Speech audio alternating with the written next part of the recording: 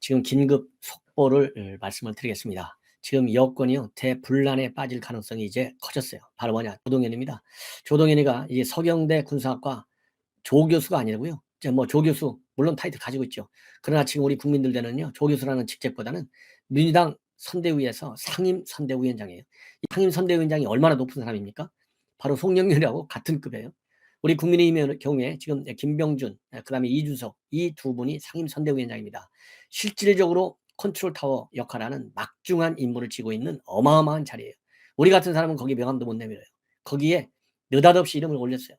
올리자마자 그야말로 폭탄이 떨어졌어요. 무슨 폭탄이냐? 강용석 가로세로 연구소에서 혼의 자식이 있다. 그래서 이 DNA 검사까지 했다. 그리고 그것이 결정적 이혼 사유가 됐다. 첫날 딱 터뜨렸어요. 그것이 이제 어제 오늘 그야말로 신문 이 도면을 전부 지면을 장식했어요. 그런데 이제 어떤 문제가 있었느냐? 오늘 오전만 해도 이 조동현 씨가 그럼 나 같은 사람은 10년 20년 지난 얘기인데 이대로 죽으라는 얘기냐? 사회생활을 하지 말라는 얘기냐? 사회에 대한 불만을 던지는 라디오 인터뷰를 했어요. 라디오 인터뷰. 예. 이래 당당하게 일하는 엄마의 모습을 참 보여주고 싶은데 왜 나를 막느냐? 한탄하는 그야말로 이 사회의 책임을 던지는 그런 발언을 했어요. 오늘 아침에 KBS에서. 그러더니 방금 전에요. 매우 충격적 입장문을 내놨어요. 뭐냐? 조금 전에 말이죠. 지금 방금 전에 누굴 원망하고 싶지 않고 발버둥 쳐도 소용없고 그래서 내가 사퇴하겠다. 이 입장을 내놨는데 사퇴하겠다는 입장을 내놓자마자 한 5분 10분 정도 있다가요. 다시 이 사퇴의 입장문을 바로 또 삭제했어요. 자, 이거 국민을 뭐 장난으로 국민을 상대로 이거 장난하는 겁니까? 이재명 아직도 정신 못 차리고 있고 송영길이 아직도 정신 못 차리고 있어요. 송영길 제가 그랬잖아요. 당장 상임 선대위원장 자리를 내려놔라. 왜냐? 이 조동현이라고 하는 서경대 이 교수, 뭐 서경대학이 어디가 있느냐, 좋은 학교냐, 나쁜 학교냐, 저는 이런 거 따지고 싶지 않아요. 뭐 운 좋으면 좋은 학교 갈 수도 있고 운 나쁘면 아무리 실력 좋아도 못 갈 수 있어요. 예, 그래서 서경대 조교수라고 하니까 이게 도대체 어디 있는 학교냐 이런 이 비판적 시각도 있었는데 저는 거기에 대해서 논하고 싶지 않고 이 혼외자 이것도 물론 사회적으로 도저히 용납할 수 없는 문제지만 더 나쁜 것은 정말 그렇게까지 항공우주 전문가냐 여기에 대해서 저는 상당한 비판을 가고 싶었어요. 그런데 일단 이 가로세로 연구소에서 제기한 혼외자가 사실로 드러났어요. 그래서 어제 TV조선에서요. 저도 보도해드렸는데 단독으로 당시에 첫 번째 남편이 이 혼외자 DNA 검사를 했는데 불일치하다. 이 판결문 내용을 그 당시에 SNS에 올렸어요. 이거를 TV조선에서 어제 보도를 했어요. 그리고 오늘 조선일보를 본 말이죠. 이러한 이 보도 내용 조선일보도 확인을 했어요. 조선일보는 뭘 통해서 확인했느냐? 바로 법원 판결문을 가지고 확인을 했습니다. 그러니까 이거는 사실이에요. 팩트. 그럼에도 불구하고 총괄본부장이 지금 누구예요? 총괄본부장이 안민석이에요. 이 안민석이가 엄청 방방 뜨고 있어요. 이 안민석이 지금 경기지사 나오겠다고 난리를 치는 것 같은데 안민석 경기도민 여러분들 이런 사람 거짓말을 밥 먹듯이 하는 안민석 반드시 심판해야 된다. 그렇지 않고서는요 대한민국 자유민주주의가 죽어요. 안민석이가 뭐라고 또 떠들었어요. 오늘 아침에 이런 사람은 떠드는 정말 잡소리밖에 되지 않아요. 오늘 아침에 이 안민석이가 방송에 나와가지고 가로세로 연구소에서 한 것은 가짜 뉴스다. 예, 총괄 특보네요. 해당 의원은 가짜 뉴스고 그거는 가로세로 연구소에서 책임을 져라. 이렇게까지 가짜 뉴스로 몰아붙였어요. 총괄 특보단장 안민석이가. 바로 그러니까 이 YTN 라디오 황보선의 이 출발 새 아침에서 1일 어제네 어제. 그래서 강용석이가 조동현 교수의 사생활 의혹을 제기했는데 내용을 혹시 보셨느냐 이런 질문하니까 아 그거 완전히 가짜다 이렇게 얘기를 했어요. 예, 이렇게. 자, 그러니까 사실이 아닌 걸로 확인을 했다. 문제를 제기한 본인이 책임을 져라. 예, 그러면 이거 가짜 뉴스다. 그러니까 또 한 번 진행자가 묻으니까 네, 사실이 아닌 걸로 확인했습니다. 그렇지만은 법원 기록을 오늘 조선일보가 확인했어요. 확인해 보니까 2014년도에 전 남편이 제기한 친생자 관계 부존재 확인 소송에서 패소했어요. 그래서 조동현 위원장이 낳은 자녀의 DNA가 전 오리지널 남편과 다르다는 겁니다. 예. 그래서 당시에 전 남편이 자신이 SNS에 직접 이 사실을 올렸는데 이게 전부 다 법원 판결을 통해서까지도 확인이 된 거예요. 예.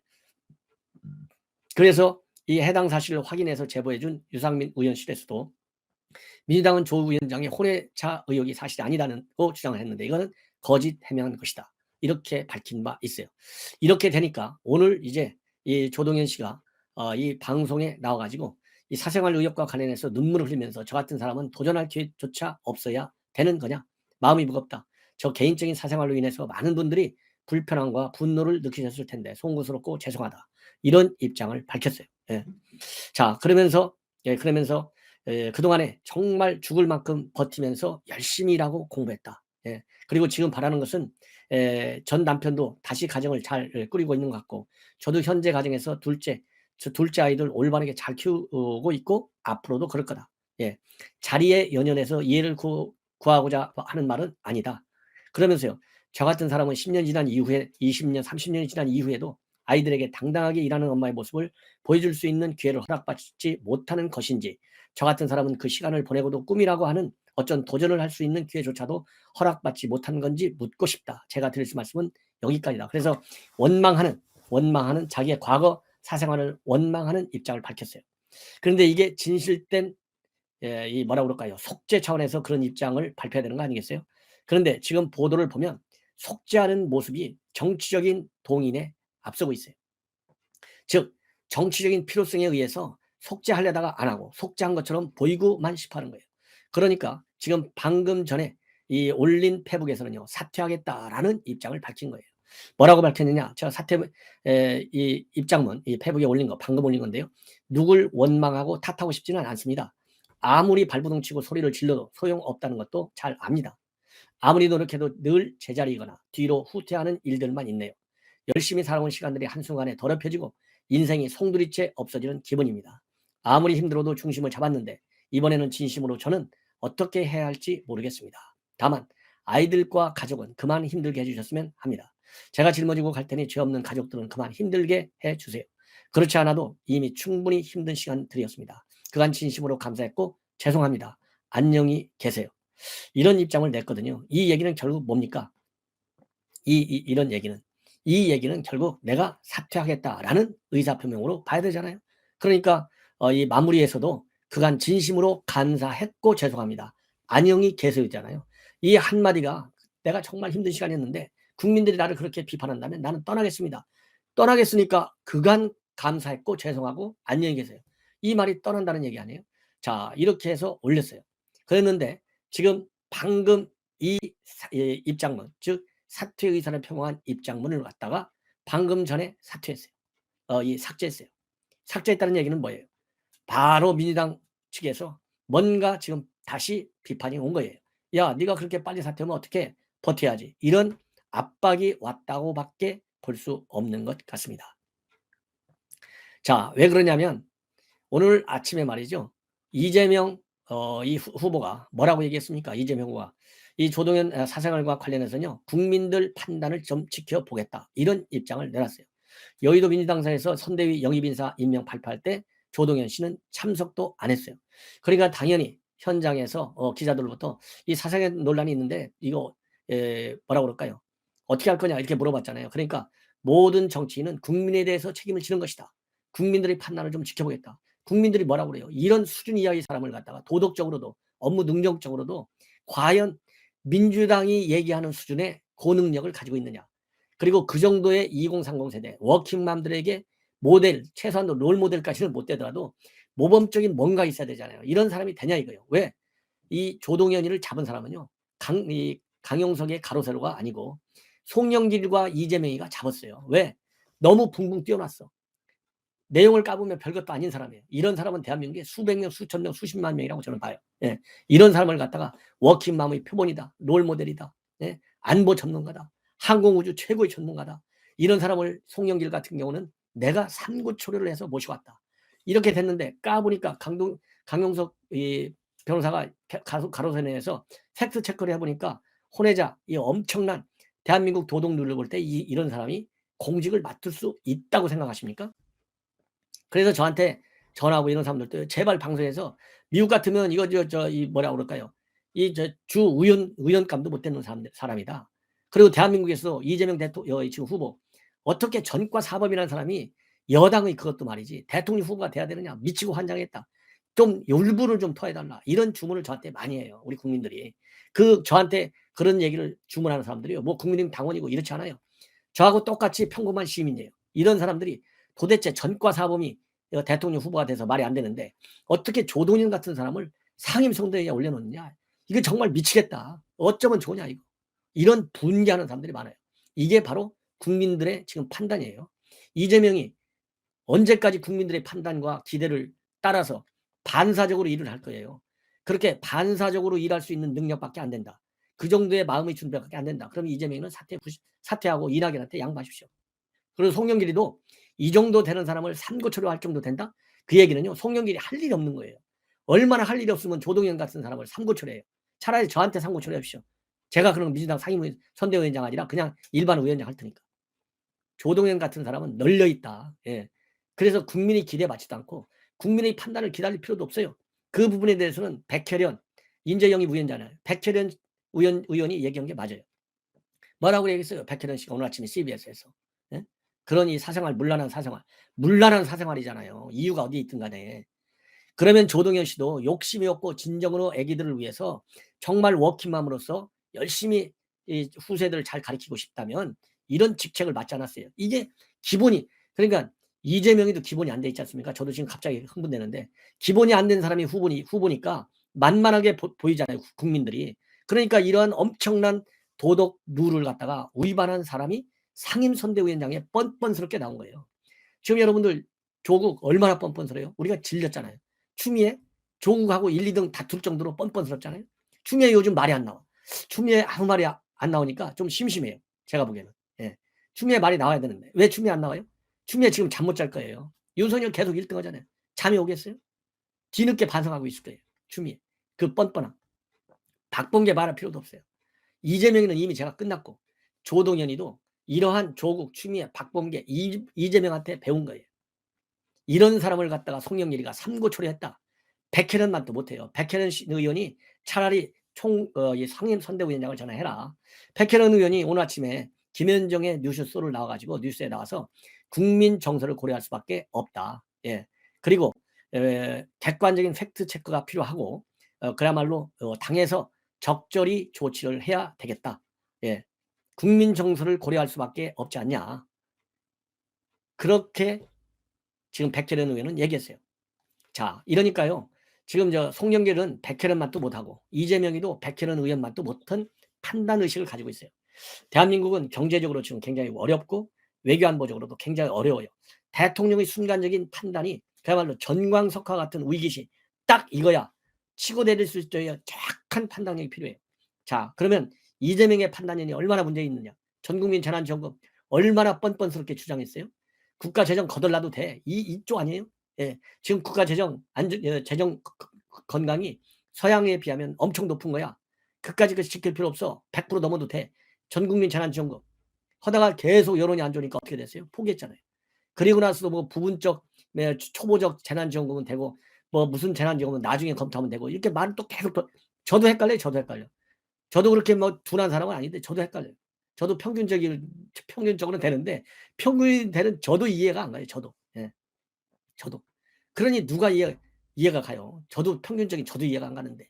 그러더니 지금 국토 보유세 막 필요하다고 열받아 갖고 설파하다가 국민들 지금 대다수가 반대하잖아요. 대신에 윤석열 후보가 하는 종부세 이거 문제가 있다. 여기에 절대 국민 지지하잖아요. 그러니까 국토보유세 국민이 반대하면요. 제가 거둬드릴게요. 또 이러고 있잖아요. 똑같이 도종현 문제에 대해서 국민 판단 기다려봐야 되는데 지금 대한민국은요. 분단 국가입니다. 엄연하게. 외교적으로 경제적으로 굉장히 어려운 처지에 처해 있어요. 대통령만 잘하면요. 대한민국은 이런 어려움을 이겨낼 수 있어. 근데 대통령이 판단을 잘못하면 나라가 망가져. 지금 문재인한테 우리가 다 지금 당하고 있잖아요. 이런 판단을 독자적인 판단 능력이 없고 일을 저지르고 봐. 그 다음에 국민들이 반응이 어떻게 한가 봐. 이러고 나서 결정을 하고 그래. 이런 대통령. 예? 윤석열 후보하고 한번 비교해 보십시오. 만약에 이재명이가 검찰총장이다 그러면요. 벌써 지금 뭐 울산 원전 사건, 그다음에 송철호 울산 시장 사건, 월성 원전 사건, 김학의 사건 이거 이재명이가 검찰총장 했으면요. 아무것도 못 해요. 아무것도. 윤석열 총장이 그 결기, 그 어려운 국면에서 딱딱 버티고 나가는 판단, 배짱. 대한민국은요. 김정인 같이 사람 같지 않은 사람하고 상대해야 되기 때문에 배짱이 있어야 돼요. 윤석열 배짱 있잖아요. 예. 그래서 여러 가지 측면에서 볼 때 이번 사건을 보더라도 지금 몇 개예요. 전국민 재난지원금, 국토보유세, 그다음에 이번 사건 이 최소한도 제 기억에 3개 중대한 사건과 관련해서 국민의 반응을 보겠다.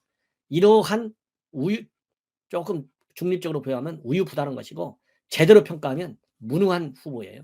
여러분들 문재인 무능한 거 보고 질리지 않아요? 잠이 안 오잖아요. 열받아 갖고 이 무능한 대통령 뽑아놓고. 이재명이는 문재인보다도 더 무능하고 도덕적으로 문재인보다도 훨씬 더 나쁜 사람이다.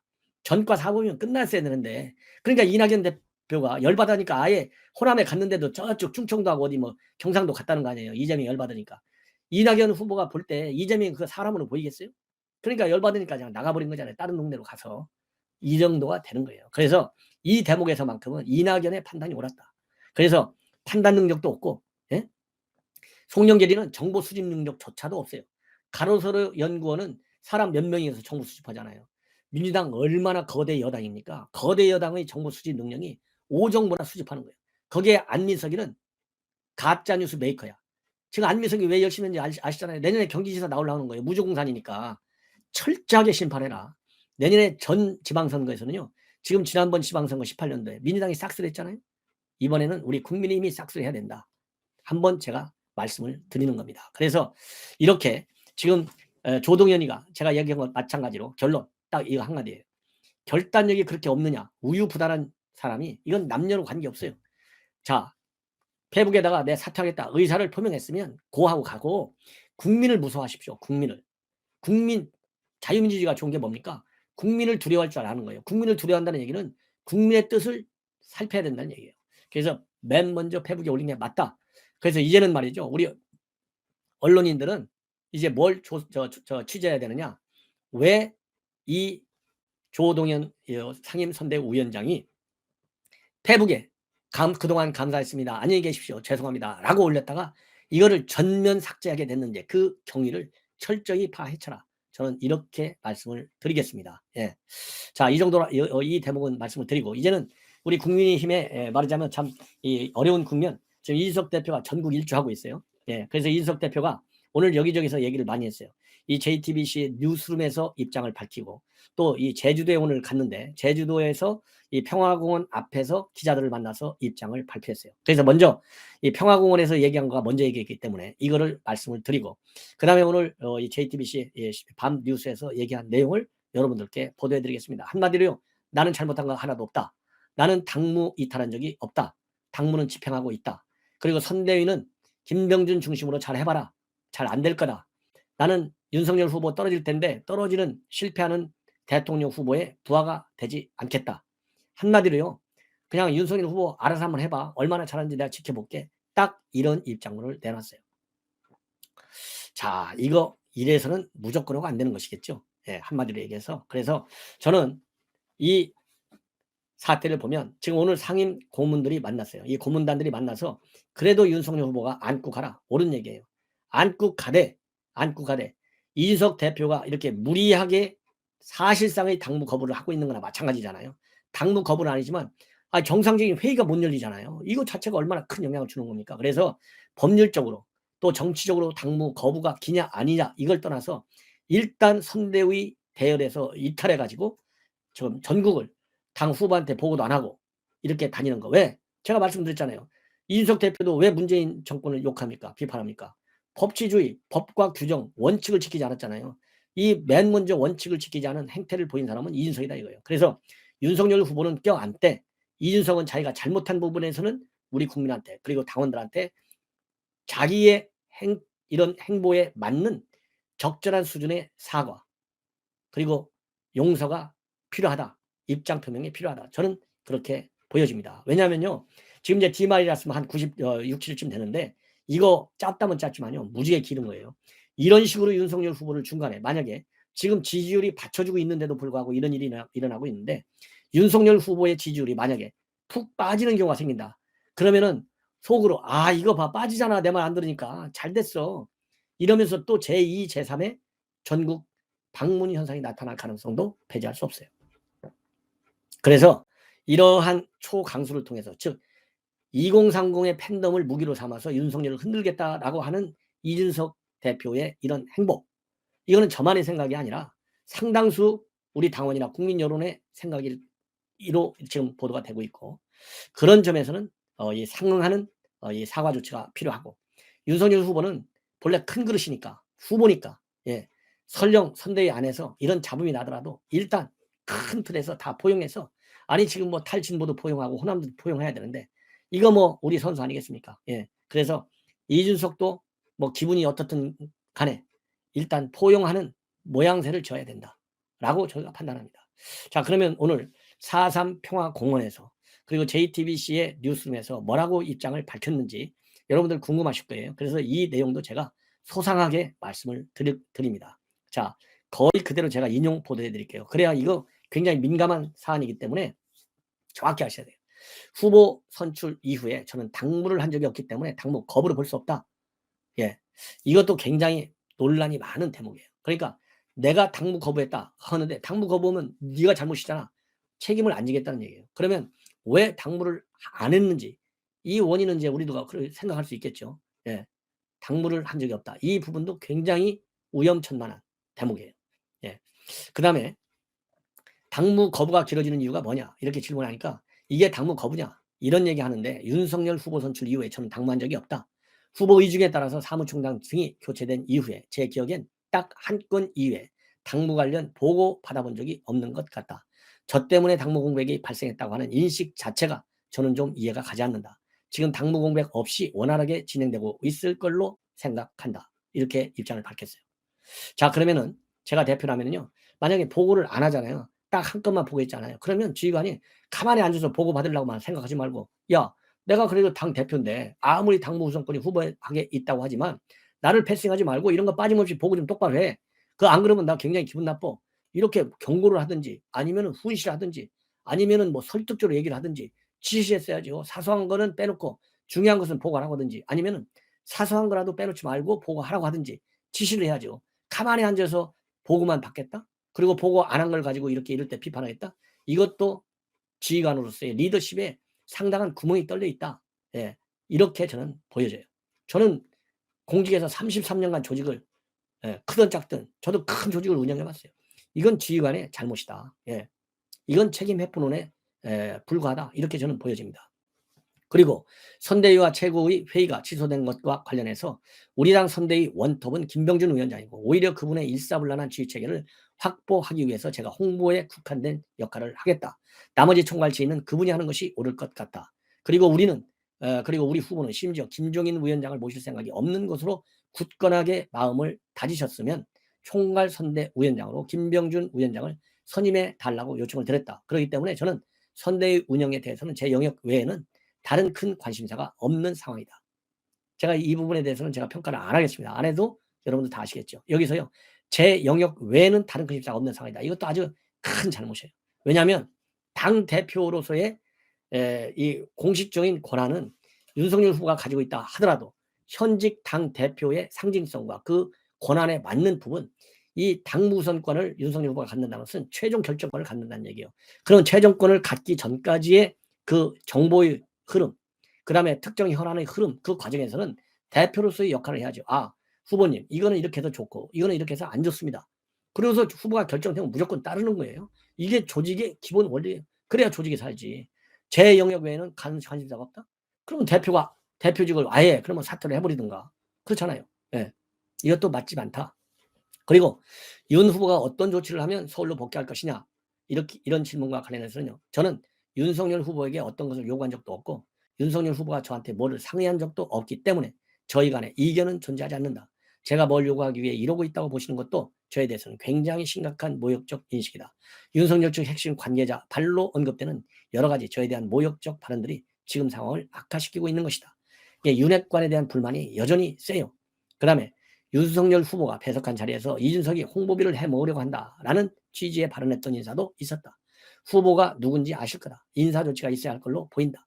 해당 인사가 누군지 얘기를 안 했습니다. 그럼 여기서 이런 얘기를 할 만한 사람 대충 여러분들 그림 그려지잖아요. 우선 뭐 이준석과 가깝지 않은 최고위원들 중에 누군가 딱 보면 보이잖아요. 제가 말씀드리지 않아도. 그러면 아예 실명 까버려요. 이렇게 해서 윤석열 후보를 지금 공격하는 메시지로밖에 해석이 안 되잖아요. 그럼 윤석열 후보도 까고 그 사람도 까야지. 윤석열 후보는 까면서 그 사람 이름 안 가르친다? 이건 말이 안 되죠. 예. 그보다 더 높은 사람도 까는데 까십시오. 예. 까. 그 다음에 지금 이게요, 이 홍보비가 당에서 나오는 돈이 한 500, 한 4, 50억 되는데 그중에 홍보비가 한 400억 정도 되는데 이 돈 가지고 지금 난리가 난 거예요. 쉽게 얘기하면. 예. 그리고 윤석열 후보가 제주도로 의원들을 보낸다는데 만날 의향이 있느냐. 그러니까 아마 김종인 위원장과의 의견도 김종인 위원장과의 의견이 불일치하는 부분이 커서라기보다는 문제를 맞이한 뒤로 풀어가는 과정에서 김종인 위원장이 원치 않는 시점에 원치 않는 인사를 보내서 예우를 갖추는 모양을 보이되 실질적인 이야기는 아무것도 하지 않는 그런 상황이 지속되면서 상황이 악화됐다고 생각한다. 저는 적어도 입법부의 일원이고 우리 당 국회의원이고 우리 당에 대한 진지한 걱정이 있는 분들은 사람에 충성하는 행보하지 않으면 좋겠다. 본래 윤석열 후보의 모토가 뭐예요? 사람의 충성하지 않는다는 거예요. 예, 그 다음에요. 그러면서 선대위 직책을 내려놓거나 대표직 사퇴를 할 의향이 있느냐 이런 질문과 관련해서는 그런 거 하나하나가 저에게는 굉장히 모욕적인 이야기를 핵심 관계자고 하는 사람이 퍼뜨리고 있는 것이다. 그러면서요. 그러면서 윤석열 후보의 연락을 받은 적이 있느냐 이런 질문과 관련해서는 전혀 없다. 제 전화기가 꺼져 있어서 모르겠지만 제 주변에 연락 온 건 없는 것 같다. 이거는 윤석열 후보도 전화기가 꺼졌다고 그러니까 이 권성동 사무총장이 지금 다 연락을 하고 있다. 좀 지켜보겠다. 그래서 이거는 윤석열 후보가 좀 지켜보는 상황이기 때문에 직접 전화를 하지 않은 것으로 저는 보입니다. 자, 이렇게 해서 이 입장문을 제가요 상세하게 직접 인용을 해서 여러분들께 보도를 드렸어요. 자, 이번에는 이제 이준석 대표가 말이죠. JTBC의 오늘 밤 뉴스 인터뷰를 통해서 밝힌 내용입니다. 이건 뭐 몇 마디 되지 않지만 자, 첫 번째가 이것도 그대로 여러분들께 말씀을 드릴게요. 당대표는 대통령 후보의 부하가 아니다. 예, 부하가 아니다. 그러면서 윤석열 후보가 과거 추미애 장관을 향해서 검찰총장은 법무장관의 부하가 아니다. 이 말을 끄집어내서 빗대서 말하자면 비판하는 거예요. 일각에서 당 대표직이나 선대위 직책을 내려놓는 게 아니냐는 추측이 나온다. 돌아오긴 하느냐? 돌아온다. 이전에 제가 수행하고 있는 당 대표직 등 맡은 일을 성실히 수행하고 있다. 맡은 일에 대해서는 말끔하게 마무리할 계획이다. 자, 이 대목에서요. 부하가 아니라 했는데 부하가 맞아요. 왜냐하면 법무장관과 추미애 장관과 그러니까 검찰총장과의 부하의 개념하고 지금 이준석 대표와 그다음에 후보와의 관계는 다르다. 왜냐하면요. 당은 당규에 대통령 후보는 당무 우선권을 갖는다 돼 있어요. 본래 권한이 누가 센 자이냐가 부하냐 아니냐의 차이잖아요. 최종 결재권을 누가 가지고 있어요? 후보가 가지고 있는 거예요. 후보 바로 직전에 이준석 대표가 가지고 있는 거예요. 그리고 선대위도 말이죠. 총괄 선대위원장 위에 누가 있느냐? 후보가 있는 거예요. 그 하이에라르키, 그 조직표로 보면 분명히 법률적인 개념을 떠나서 정치적으로, 상식적으로, 상념적으로 윤석열 아래에 있는 게 맞아요. 그럼 여기서 부하라는 개념을 법률적인 개념으로 볼까요? 검찰총장과 그다음에 이 장관과의 관계는 법률적인 측면에서의 부하 관계로 봐야 돼요. 그러나 당 대표와 후보의 관계는 법률적인 측면에서의 부하가 아니라 정치적인 측면에서의 상하 관계로 보는 게 맞다. 예, 저는 그런 생각이 들고요. 그다음에 언제 돌아올 것이냐 여기에 대해서는요. 저는 제 향후 일정을 전부 취소 보류해 놓은 상황이기 때문에 날짜를 특정해서 말씀드리기는 어렵다. 적절하게 시간이 되면 돌아갈 기회가 올 것이다. 그럼 복귀 조건이 있느냐? 저는 서울에서 제 역할이 있다고 한다면 언제든지 돌아가서 서울에서 집무를 할 수도 있다. 지금 상황에서는 김병준 위원장을 사실상 원톱으로 보시고 선대위를 업무를 진행하라고 제가 이야기했고 제가 지방에서 업무 수행하는데 전혀 문제가 없기 때문에 지금 판단을 유지하려고 하고 있다. 그리고 이른바 윤핵관 호가호의 행태를 비판하면서 실패한 대통령을 만드는데 일조하지 않겠다. 이것도요. 굉장히 윤리적으로 도덕적으로 상념적으로 맞지 않은 얘기예요. 어떻게 여기서 실패했다고 단정적으로 얘기할 수가 있겠어요? 이거는 기본적으로 이건 인식에 큰 문제가 있다. 실패한 대통령을 만드는데 너는 실패해. 나는 내대로 그래서 갈 거야. 이 얘기잖아요. My way. 굉장히 위험한 생각이다. 이렇게 저는 비판할 수밖에 없고 그리고 각종 언론에서 이준석 대표 익명으로 비판한 이런 윤핵관에 관해서요. 제 선의로 당대표가 직접 미디어 본부장을 맡아가면서 책임지겠다고 했는데 자신이 그렇게 살아왔는지는 모르지만 저보고 홍보비 해 먹으려고 한다고 깎아내리는 사람이 후보 주변에 있다는 것은 선거 필패를 의미한다. 본인은 숨어서 장난치고 호가호위게 하는 건데 저는 그런 실패한 대통령을 만드는데 일조하지 않겠다. 윤핵관이 누구냐? 여러 명이다. 거기에 대해 김종인 위원장께서 과거 파리 때라고 언급했다. 한 분이 저러고 다닐 수 없다고 볼 정도로 많은 메시지가 쏟아진다. 윤 후보가 자신을 향해서 리프레시 했으면 한다. 무리하게 압박할 생각은 없다. 때가 되면 돌아올 것이다. 이렇게 말을 했잖아요. 이 말에 대해서는 그런 말은 자체가 신인으로서의 이미지에 흠이 가는 발언이다. 엄청 때리고 있는 거예요, 윤석열 후보를. 아 참. 자, 그러니까 에 홍준표 의원이 그랬잖아요. 이준석은 윤석열을 정치적인 미숙아라고 보고 있고 윤석열은 이준석이를 어린애라고 보고 있기 때문에 충돌하는 것이다. 자, 그래서요. 이제 이준석 대표 또 이어서 우리 후보가 인기를 얻은 것은 과거 추미애 장관의 부당한 개입에 의연하게 대처했기 때문이고 검찰총장은 법무장관의 부하가 아니다는 그 말의 울림이 지금 후보를 만들었다. 저는 배려를 받을 위치가 아니다. 당대표는 같이 협력해야 하는 관계다. 적어도 당대표는 대통령 후보의 부하가 아니다. 대통령 후보 또는 대통령이 수직적 질서로 관리하는 것이 관례였다면 그걸 깨는 것부터가 우리 후보의 신상함의 시작이다.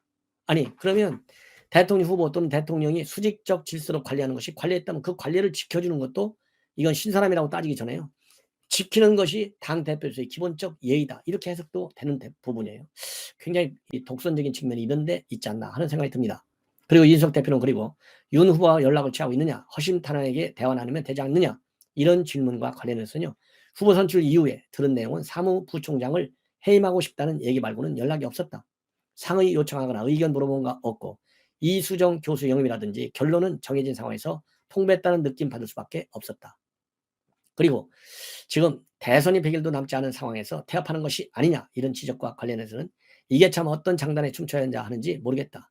후보 측 관계자는 방송에 나와서 아무것도 하지 말라고 한 적도 있다. 의견 개진한다고 받아들이는 것도 없는데 뭘 어떻게 하라는 것인지 모르겠다. 그러면서요. 아니 제가 하자는 건 다 안다. 이수정 교수 영입하지 말자고 했더니만 해야 한다고 하고 김병준 위원장이랑 둘 다 방송 나가 활약 많이 하시던데 서로 저격도 하시고 선택한 대로 책임지면 된다. 이렇게 얘기를 하고 있습니다. 자, 지금요, 이 마이웨이를 하고 있는데 이 마이웨이가요, 너무 길어지는 것 같아요. 너무 길어지는 것 같고, 그리고 이대로 가면 돌아올 수 없는 이 형국에까지 이를 수 있다는 우려 섞인 입장이 해석이 나올 수밖에 없는 것 같습니다. 상당히 우려됩니다. 자, 그래서요, 지금 이제 상임 고문들이 윤석열 후보한테 야, 네가 포용해 이렇게만 얘기할 게 아니라 상임 고문답게 원로들이 직접 나서야 되겠다. 예, 후보가 지나치게 데미지가 선수가 뛰고 있는데요. 상처 입어보세요. 그러면 관중들이 그 선수 박수 치다가 잘하고 박수 치다가 박수 안 칠 수가 있어요. 그래서 눈에 보이지 않는 상임 고문 정도 되면 얼마나 정치 전부 구단들인데 계속 후보한테만 미루면 되겠어요. 그러면 상임 고문들도 책임 회피하는 거예요. 이럴 때 고문의 역할을 해야죠. 이럴 때 고문단이 살아있다는 걸 보여줘야죠. 이거 고문단이 뒤를 숨으면 안 돼. 윤석열 후보한테만 맡기지 말고 뛰어라. 저는 그런 얘기를 하고 싶어요. 오늘 윤석열 후보가 여의도 63빌딩에서 상임 고문단과 오찬을 했어요. 여기에서 인선 갈등과 관련해서 원로들은 윤 후보가 김종인 위원장과 이준석 당대표를 포용하라. 그리고 YS는 반감을 가진 사람들을 끌어안고 가서 당선이 됐지만은 이해찬 총재는 JP를 포용하지 못해서 패배했다. 그래서 윤 후보는 고문인들의 조언을 잘 받아들여서 연전연패를 끊고 정권 교체를 해내겠다. 이런 입장을 내놨습니다. 그리고 신경식 상임 고문도요. 공개 발언에서 김종인 씨와 이 대표 두 사람 때문에 우리 당이 여러 가지로 상처를 입고 있다. 두 분을 윤 후보가 끌어안고 같이 나가지 못할 때는 마치 포용력 없는 검찰에서 법을 휘두르던 성격을 가지고 정치한다 해서 힘 잃어버리는 표가 상당할 것이다. 그러면서요.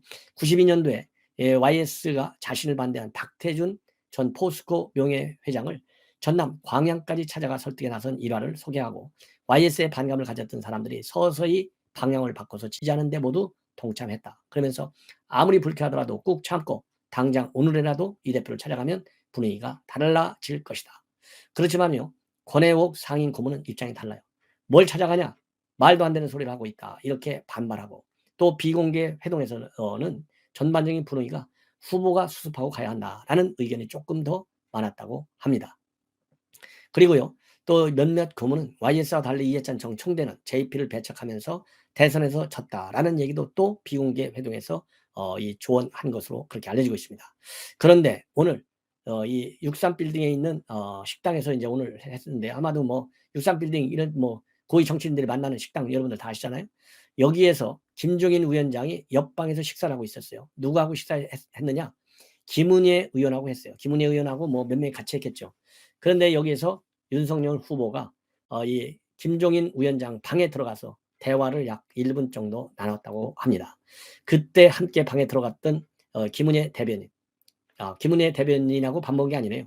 김은혜 대변인은 이제 윤석열하고 이 상임 고문단하고 같이 식사를 했는데 그때 윤석열 후보를 모시고 이제 들어간 거겠죠. 8일 만에 만난 것을 감안하면 어색하지 않은 분위기였다. 그리고 김종인 위원장은 우연히 본 거다. 윤 후보가 악수만 하고 그냥 갔다. 이렇게 밝히고 있습니다. 자, 이걸 보면 이 사퇴하겠다는 뭐라고 그럴까요? 이 입장문이 민주당을 완전히 발칵 뒤집혔다. 이런 보도가 나오고 있습니다. 자, 그래서 이걸 보면 만약에 사퇴할 경우에는 송영길의 리더십이 굉장히 타격을 입을 것이다. 왜냐하면 조동연 위원장을 4번이나 만나서 설득했다는 점을 굉장히 홍보점으로 삼고 있었습니다. 그러면서 파트너격인 공동 상임선대위원장으로까지 격상시켰어요. 그리고 이재명 선대위의 인재 영입 방식 당연히 비판을 받을 수밖에 없고, 비교적 낮은 여성 지지율, 특히 2030 구색 맞추기용으로 인재를 급히 영입한 것이 아니냐, 이런 비판이 제기되고 있습니다. 그리고 이재명 선대위의 97년생 실무자가 이재명 후보에게 뭐라고 비판하고 있느냐면, 기회주의자가 아니라 책임을 가진 인재를 원한다. 보여주기식 인재 아닌 납득할 만한 인재 영입을 부탁한다. 이런 비판문도 나오고 있어서 지금 민주당 내 분란이 만만치가 않고요.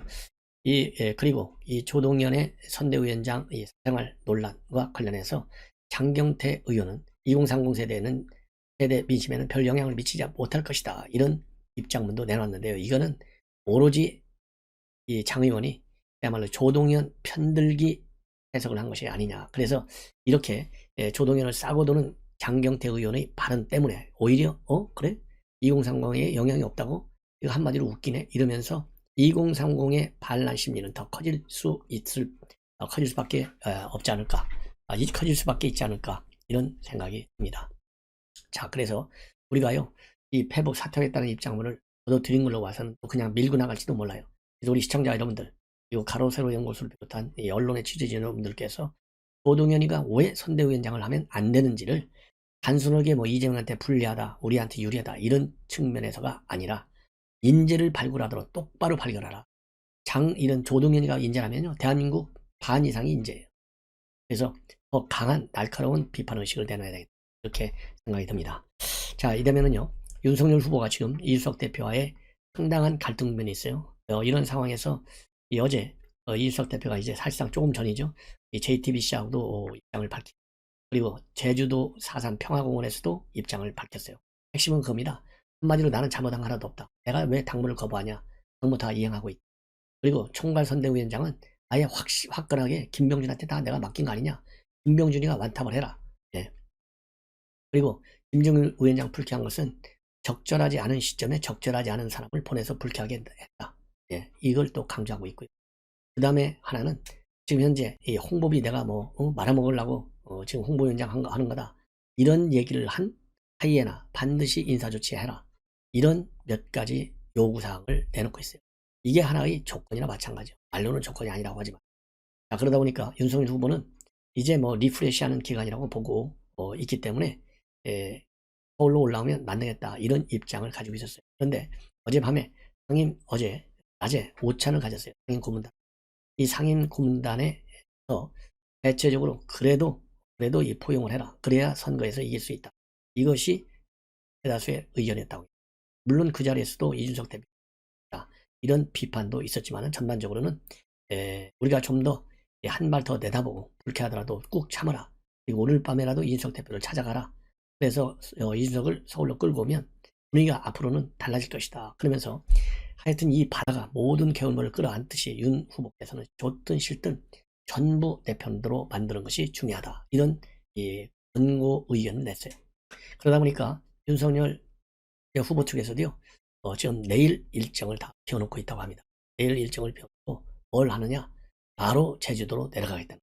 그래서 이 상임 고문들한테도 잘 알겠다. 상임 고문님들의 뜻을 잘 받들겠다. 이렇게 이야기했듯이 이 윤석열 후보의 생각도 상임 고문단과의 오찬을 계기로 해서 급격히 바뀌는 것 같습니다. 그래서 지금까지요, 공식 일정을 완전히 취소해가지고 부산, 여수, 순천, 이 제주도까지 가 있어요. 이거를 이제 바꿔서 바로 서울로 말하자면 와서 당무를 집행하도록.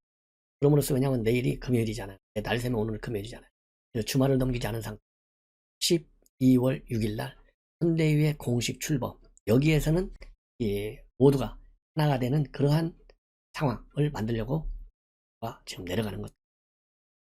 그런데요, 이러한 윤석열 후보의 입장과 관련해서 또 어느 언론에서는요, 지금 이준석 대표 측 입장을 또 보도하고 있는데, 이준석 대표 측에서는 아직 당으로부터 그런 연락을 받은 게 없다, 이렇게 해서 좀 부인하고 있고, 또 내일 제주도에 계속 있을지 아니면 다른 데로 옮길지는 날이 새봐야 한다, 이렇게 얘기를 하고 있어요.